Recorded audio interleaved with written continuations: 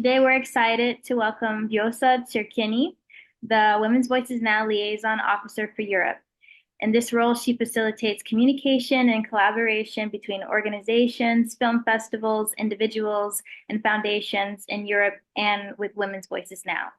Vjosa reports for regional broadcasters in the Balkans, and her documentary, Working Today, Only for Tomorrow, won Best Documentary of 2021 in Kosovo, and her investigative piece on call center fraud was recognized as one of Europe's top stories in 2023. She is currently leading workshops across Europe and Africa, empowering young girls through hands-on video journalism and documentary filmmaking. Our focus today. We're thrilled to have her with us. Hi, Vjosa. Thank you for being here. Hi, Dana, and thank you very much for the invitation. Let's get started. Can you tell us a bit about your background and what led you to pursue a career in video journalism and documentary filmmaking? I grew up in a challenging environment as a refugee, moving from Kosovo when I was 5 years old to Germany, because during 1999 it was a war in Southeast Europe, in Kosovo, and for me, my background marked by hardship and the refugee journey gave me a unique perspective on human resilience and the importance of telling stories that are often ignored. And so after I experienced on my own, like moving from a country to another country, and also not understanding that what was happening during my childhood. For me, it was really interesting always to know and to understand the background, why the war happened during that time, what happened to Albanians, and why we were forced to go to Germany. So during that time, I had only pieces of the memories that I even now have after 25 years. But this was basically the lead, I would say. And this led me to pursue journalism, specifically video journalism and documentary filmmaking, because its power to reach people emotionally and visually. And for me, it became, this is the way how it became my way of sharing untold stories, especially for women and marginalized groups, and every story that people are trying to hide. I was always very curious about that, and I was always somebody that asked a lot of questions when I was a kid. But even after that, I was always curious to know everything, always. And this was basically the way how I decided to study journalism first, and then to work for the biggest German media in the TV stations that I work now, international media, but also in the Balkans. So I do a lot of things. I started in 2015 my career in Germany, in Munich, at Bayerischer Rundfunk, is one of the biggest TV stations in Germany. And since then, I didn't stop. So basically, I just continued working for other media in Germany. I worked for German press agency. I worked for a period of time for the German government,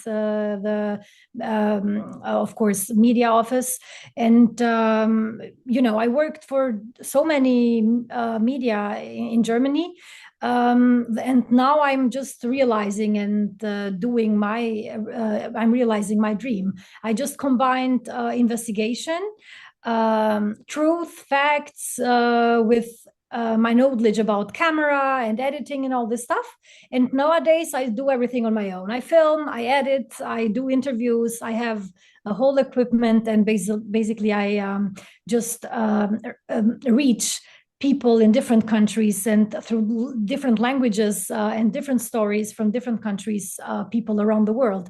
And this is the best thing that you can have as a journalist and as a reporter, to be the voice of the others. And also, when people try to hide stories, you need to grab a little bit more and to find people that don't have voice, and to be the voice of them in the world. So this was basically the reason why I decided to continue my career as a journalist, and then of course to combine it with video and documentary filmmaking, because through The hardest journalism it is to do video journalism, because if you want to write an article, you can write it with beautiful words, you can describe it in different ways, but when you have very unique footages, when you have very unique style of filmmaking, you can touch everybody around the world. This is the best thing that you can do as a reporter, journalist, filmmaker, and the best combination comes through films, definitely. That's amazing. Thanks so much for sharing your journey. Um, were there any particular challenges that you faced in your journey that shaped your perspective on women's empowerment? Definitely, yes. So there were many challenges, both personal and professional. Growing up in a patriarchal society, I often faced restrictions on what a woman can do, say, or aspire to be. And even in the journalism industry, I encounter gender discrimination. And always for example, when I did a project or something like that in the Balkans, I didn't understood sometimes, even in school or even in university, why when I said something, people didn't accept maybe my idea or something like that. But after that, I just saw that it's a problem because I'm a woman, and sometimes men want to pick their topics just because they are men. And this experiences only deepened my resolve to advocate for women's empowerment, and the lack of representation of women in media in international level from Kosovo and from the region.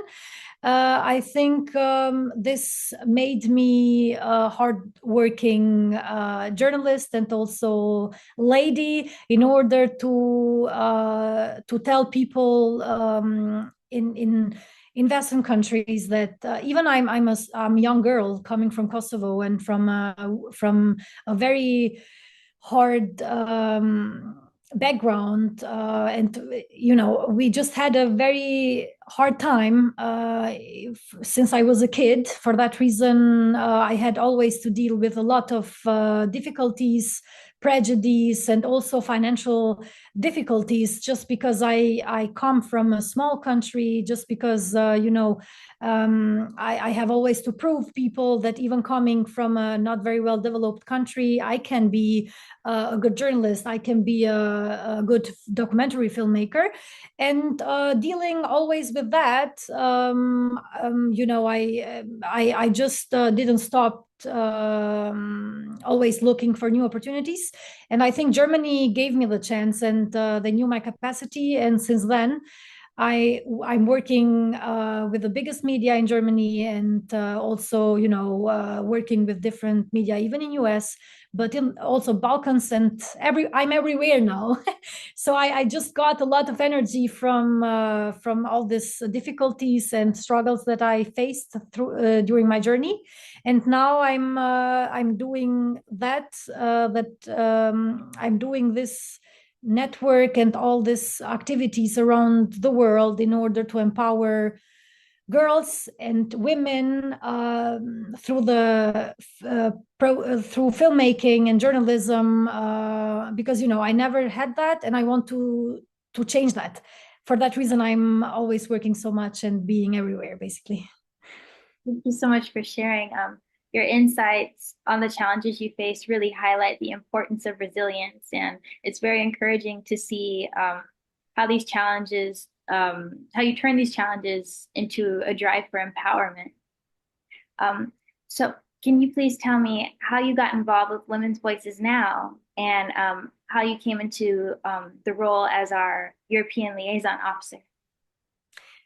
Um, it's I was always involved into girls projects, even in Kosovo. Even I was living in Germany and traveling all around.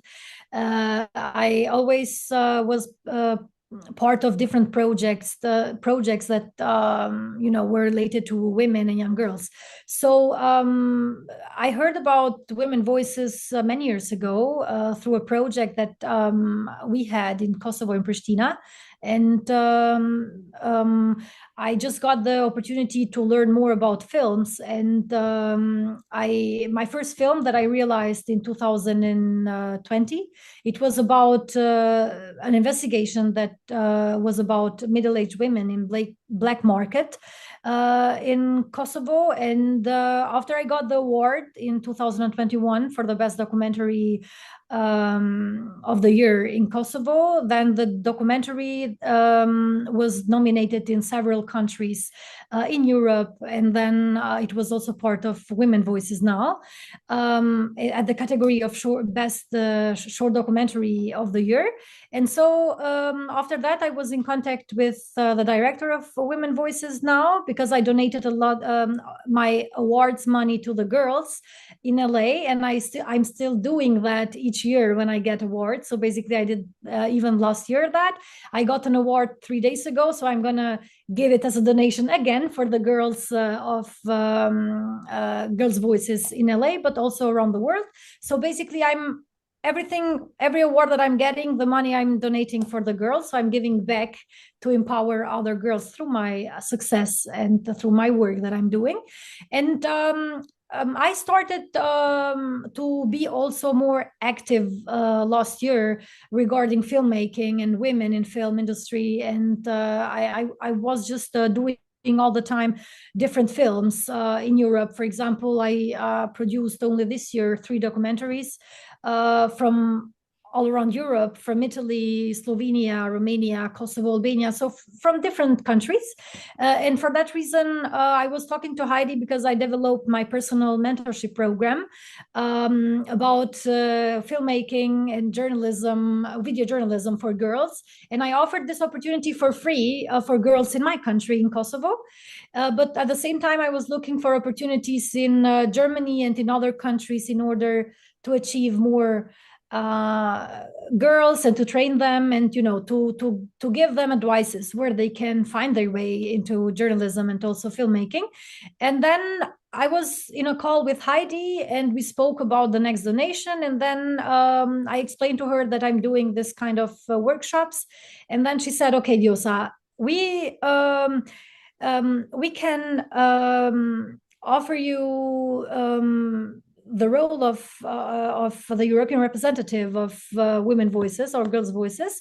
And then I was surprised. I was and very enthusiastic, and I was really privileged that Heidi offered me this role. And now in this role, I'm responsible for expanding our reach across Europe, connecting girls and women with storytelling opportunities through film. And, I organize workshops, screenings, giving young women the tools and confidence to tell their own stories. And, it's incredible, fulfilling role that allows me to build bridges between the US, Europe, and other parts of the world. So, it's fulfilling me in many aspects. I'm just even honored to have this responsibility. Besides my work, even if I work for DW Deutsche Welle,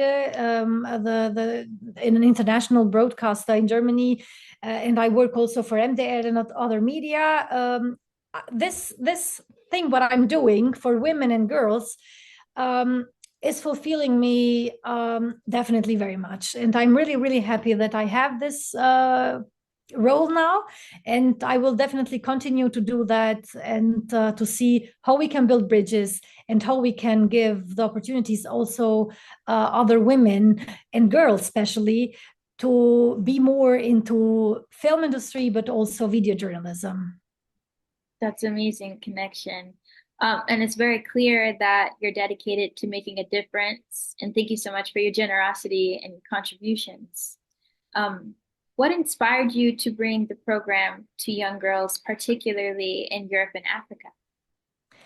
The inspiration came from my own experiences. I know what it's like to feel silenced, to not have the means to express yourself, and also to not have enough money to go to the best schools, to go to very developed countries, and to have, the same opportunities that maybe young girls and also young people have in very developed countries. Growing up in this kind of society where people are so generous, and they share things. I'm coming from the nation of Mother Teresa, and if we speak about somebody like her, one of the most respected women in the world, how can I not be also another positive example for young journalists and also young girls to share opportunities, to share knowledge, and to do that without any interest, but only to push forward young people, young girls especially. So I wanted to give young girls in Europe and Africa a platform to explore their voices through video journalism and filmmaking. And many of these girls come from underserved communities and have little exposure to the power of media.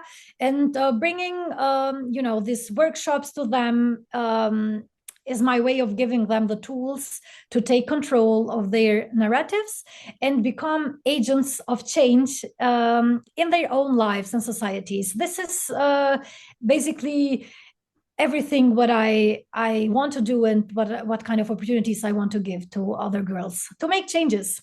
That's it. It's amazing to see how you're channeling your passion into uplifting and supporting those who, like you said, are underrepresented, and I think that's amazing. Can you describe the hands-on video journalism and documentary filmmaking workshops that you conduct, and what do your participants learn? It's very easy to explain. So basically, I'm sharing with them all the daily work that I have, because I always I have to report, and mostly my work is connected to videos, reportages, short documentaries, long documentaries, even reels for social media. So basically, I do every kind of video journalism. I do deep investigations, and I tell them the stories visually. So everything what I do on my daily work, I just share that with the girls. And the workshops are practical and also immersive, I can say. We cover everything from the basics of video production, such as camera work, sound, and editing, to storytelling techniques, and how to structure a documentary. And participants learn how to develop a story idea, how to conduct interviews, and how to shoot footages. I also emphasize the importance of journalistic ethics, especially when dealing with sensitive subjects. My work is always related to very sensitive topics, but also high dangerous. So basically, I always combine that, and I explain to them sometimes the difficulties that I faced, or the why they should be very careful when they interview, for example, victims of any kind of crimes. They should be very careful also how they treat people, what kind of questions should they ask, and all this stuff. And at the end of workshop, they create short documentary films on topics they are passionate about, empowering them to find their own voices. But I need also to explain, for example, I do workshops on video journalism and filmmaking for a day or 2 days or 3 days. It depends in which country I go. Till now, I had one day video journalism workshop in Kosovo, in Nigeria, in Africa. I had also in Austria, another one in Poland. In Poland, it was longer because I had a huge group of girls. And after we finished these workshops, I offered them the opportunity to mentor them for a year. And at the end, with my donations, we're gonna produce documentaries. So basically, I started now. Yesterday, I had the first session with a 13 years old student from Nigeria, from Africa, with Jalila. She is so passionate about her documentary that she's gonna produce next year, and she's impressive. So I'm really, really excited, and I'm really, really happy that I'm having this opportunity to teach so many young girls from different age groups in different countries how to be more involved into filmmaking, but also in video journalism. And I'm really excited about that. I don't know how to explain this energy that they are giving me. But can you imagine what does that mean for a girl that it is 13 years old and she has now a budget of 200 euros that I donated in order to produce a documentary, and I'm gonna mentor her for a year, and at the end I'm really excited about the results next year. And I don't know, it's just incredible. So they learn a lot. I'm gonna through my mentorship program, I will also invite different filmmakers from US and also from Europe, and give them directly the opportunity to see which is the journey or of the successful filmmakers, and how they can find their way basically in the future in the film industry. And maybe one day they're gonna share also the same what I'm doing now with young girls in their country. So this is the whole procedure of the work that I'm doing, and I'm really happy for that. That sounds amazing, and I can't wait to see what comes from that. Um, what kind of feedback or impact have you observed from participants after they complete the workshops? The feedback has been incredibly positive. Of course, few girls, they were interested more to learn, for example, how to use camera. Few of them now they said to me that they have another approach now regarding documentaries or videos or reportages when they see on Netflix also, but also in on TV or something like that. They just analyze more. So basically, I'm educating the girls. I'm developing the critical side of thinking, and also how they see the videos.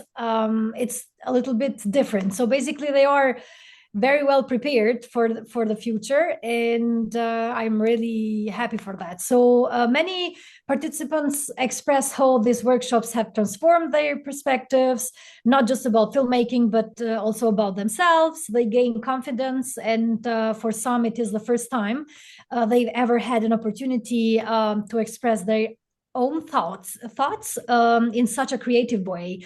And some have even gone to create their own projects, like Jalila, for example, and I recommended them to apply also for scholarships in media. Few of my students now are doing their own first investigations in their countries, and of course they are taking active roles in their communities, and are advocating for girls' rights. And this is the impact. The impact is visible not only in their skill set, but in their self-esteem and belief in their own potential. This is everything that they are telling to me, and they are saying that to me, and I'm really, really happy that I'm just achieving that through my workshops. And yeah, I don't know what to say more, but the impact or the comments till now, they were positive. But even if they have critics and they say maybe I should shorter speak about a part of the workshops, then I listen to them. So I give advices to them. At the same time, they can tell me when they need breaks, for example, or what do they want to change, if they want to have more people or voices from film industry during the workshops or mentorship program. I just take them seriously, and we just combine all the experiences together. It's great to hear that you're also receptive to their feelings, but the overall positive feedback is very heartwarming to hear. And it's Mhm. very clear that you're making a difference in their lives, and enhancing their abilities and building their confidence. And I just think that's amazing. Um, in your experience, how does storytelling through film empower young girls to express their voices and experiences? Storytelling through films is incredible empowering because it gives girls control over their own narratives. I said that also. So often these young girls come from environments where they feel also voiceless, and storytelling is giving them just the opportunity to share their stories on their own terms, and challenging stereotypes and also societal norms. Storytelling, it allows them to speak to a wider audience, to contribute to conversations on issues like gender inequality, violence, or education. And the empowerment comes from knowing that their voices matter, and that their stories can create change. And through that, they can, even if they do conversations with random people, they can understand that even if you just somebody, you don't need storytelling only visually to tell a story. You don't need storytelling only to write an article. The way even how you talk to random people is also a kind of storytelling. Do you agree? So everything what we say, everything what we describe, everything what we want is somehow connected to storytelling. And yeah, this is the reason why storytelling is the basics, basically. And it's really, really important for them, and also for me, and for every journalist, and also filmmaker, to invest first in the pitch of the stories, to pick protagonists, and at the end, how to tell the story is the most important part. I agree. I think it's so important, and I think your work especially emphasizes the idea that everybody does have a story that's worth sharing. Um, Yeah. what are some of the biggest challenges you encounter when working with young girls in these regions? One of the biggest challenges is overcoming the cultural and social barriers that exist for young girls. So many come from conservative backgrounds where their roles are limited, and they may lack family support for pursuing careers in media or journalism. In some regions, girls are hesitant to speak openly because they fear judgment or backlash from their communities. Another challenge is access to resources. And as I mentioned also before, if many girls don't have so much financial support in order to achieve their dreams. Many of these girls never worked with cameras or editing software before. So we have to start basically from scratch. And but once they realize they can master the skills, their confidence grows enormously. So this is these are the challenges that girls are having, but at the same time, after I teach them, they know basically everything because I show them, and then they need just to get the donations that I also offer them, and then make their dreams true. This is basically the procedure. They have challenges, but after they meet me and us, and I offer them so many opportunities. I just realize their dreams, so I just make their dreams true. That's it. So they don't need to think anymore about anything. So I just connect them to different people in the world, and then we make it possible. This is the process. Yes. It's encouraging to know that initiatives like yours are addressing those challenges, and also very admirable that you are creating support systems for these girls. In your experience, how does storytelling through film empower young girls to express their voices and experiences without fear of prejudice? um, It's simple. They need to explain to their first. They need to explain, first to their family members that they are not doing anything wrong when they raise the voice for other people. They need to convince them through ethics and also professionalism that they are just raising their voices and they are just doing something good for their communities. And they can achieve this only through professionalism and ethics. And this is the way how they can raise their voices in a professional way and also convince the others that they should do also the same. So this is basically. Um, what are your hopes for the future of the girls that you've worked with? Um, I have a lot of hopes for them. I have a lot of ideas that I want to realize. And I hope that for this, Women Voices Now will help me and us to realize a lot of things and to make a lot of ideas that I have to make them true. My hope is that these girls will continue to use their voices, not just in film, but in all areas of their lives. I want them to feel empowered, to advocate for themselves, and their communities, to challenge the status quo and to tell stories that matter. I hope that they go on to become leaders, whether in journalism, filmmaking, or any field they choose. And definitely, I hope that they will inspire other girls and becoming role models for the next generation of girls. And this is my aim goal and my biggest hope, to see them shining around the world. Your hopes for these girls, it definitely reflects your commitment to their futures, especially with how much you're investing in them. And it's very uplifting to hear your vision for empowering them and for the next generation. So idea is to build a huge network of all of them. I'm sure that not everybody gonna be a filmmaker or not anybody gonna be a journalist, but just to prepare them for the future with all these skills, I think is the best investment what you can do. But I know that I'm trying to build confidence.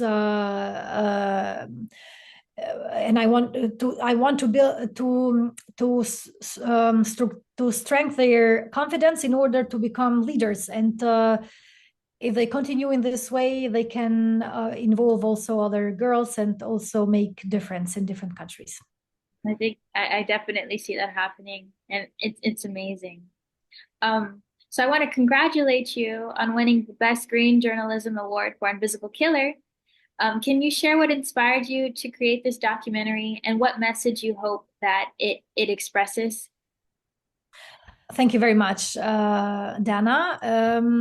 This is just another award that I got in the Balkans. The documentary Invisible Killer is a documentary realized, or I did that for Deutsche Welle, the German TV station that I work, and was inspired by silent environment crisis we are facing, like air pollution. And Pristina during the winter is definitely on top 10 most polluted capital cities in the world. And just living in this city and seeing also different communities that are living near very polluted parts of Kosovo, I decided just to investigate and to raise my voice through my film. And then I just did a deep investigation on that, and I go to people, I spoke to them, I interviewed different scientists, doctors, experts, and at the end it was a very nice documentary that I did. And I think sometimes, while it's often an overlooked issue, that people or journalists, they just report once for a topic and then they just look for other topics, and sometimes they forget to go deeper into the story and to investigate every part of that. So I just saw a lack of reporting regarding this topic, and I just decided to do the investigation, and I just showed the facts, how basically this problem or air pollution is affecting vulnerable population, and I wanted to bring attention to that. So I achieved that, and through the documentary, I wanted to convey the urgency of addressing this issue, the human cost of environmental degradation, and the need for policy change.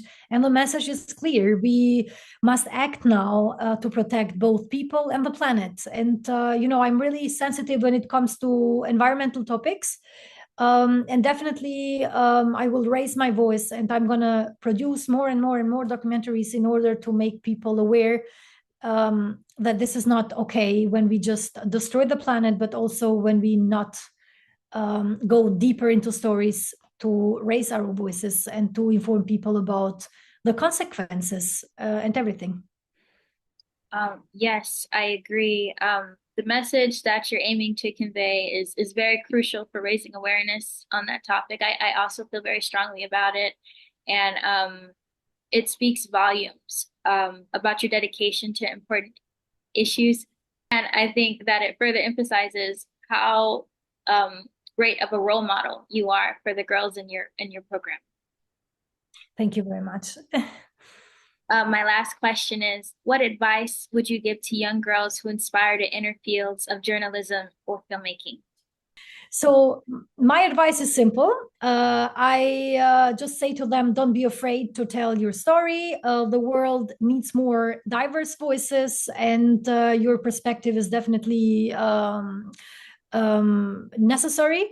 And stay curious, stay persistent. Don't let anyone tell you that you can succeed.